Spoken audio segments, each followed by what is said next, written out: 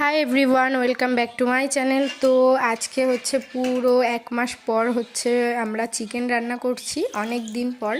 তো একটা কারণ ছিল, তাই তো চিকেনটাকে দেখো দই দিয়ে সুন্দর করে ম্যারিনেট করে রাখলাম। এটা আমি ফ্রিজে রেখে দেবো ওই 20-25 মিনিট মতো। তারপর আমি সমস্ত মশলা, আদা রসুন পেঁয়াজ আর ক্যাপসিকাম সব কিছু আমি সুন্দর করে কষিয়ে নিলাম।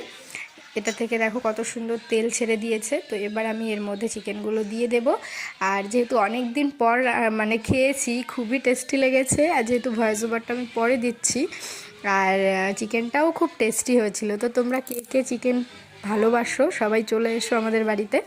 তো যাই হোক, চিকেন রান্নাবান্নার পর রাতের ডিনার করে শুয়ে পড়েছিলাম। তো সকালবেলা হচ্ছে গরম গরম কুশি ভাজা আর ভাত রান্না করেছিলাম। আর কত বড় একটা আর কি চিচিঙ্গা নিয়ে এসেছে দেখো। আর তোমরা কে এগুলোকে কী নামে ডাকো সেটা আমাকে